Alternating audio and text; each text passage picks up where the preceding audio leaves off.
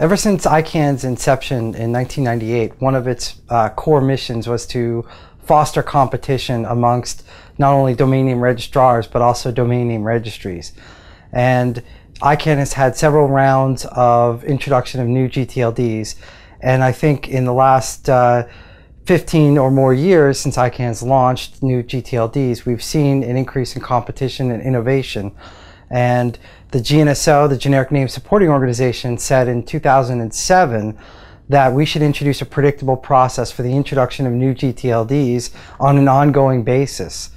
The last round of new gTLDs was in 2012, and in accordance with the GNSO's policy in 2007 to keep introducing new gTLDs, this new policy development process is to talk about how we go forward, learning the lessons of the last round to introduce even more new gTLDs in the future to increase competition and innovation.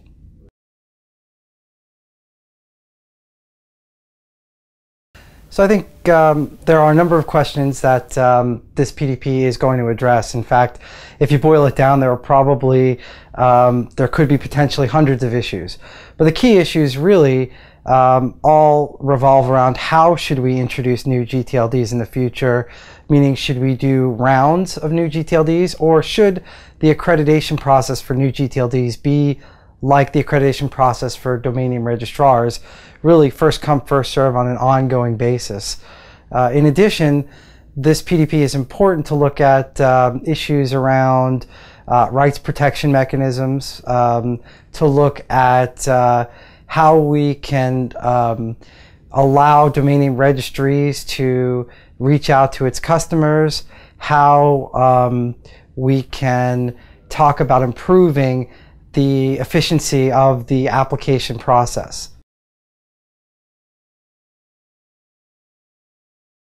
ICANN 56 is going to be a unique first-time experiment of a new format of an ICANN meeting.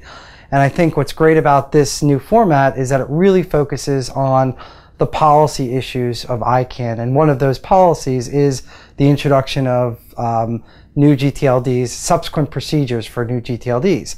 At this meeting in Helsinki, we have really two types of sessions. One is a face-to-face meeting of the working group itself.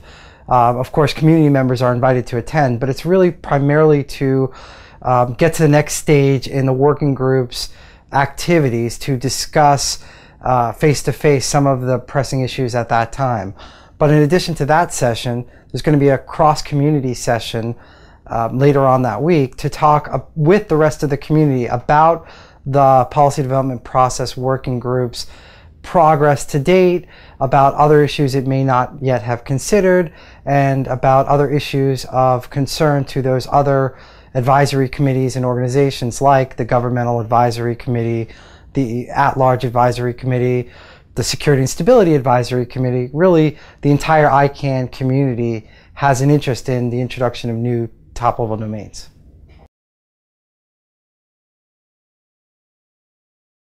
Community members can get involved in a number of different ways. Obviously, show up to the ICANN meeting in Helsinki is one way to participate. But a lot of our work in the working group, and in most working groups at ICANN, we really do online through email lists and through teleconferences, webinars, etc. The working groups are always open to anyone that wants to participate, even at this late stage. The group is already formed, but new members are always welcome to join.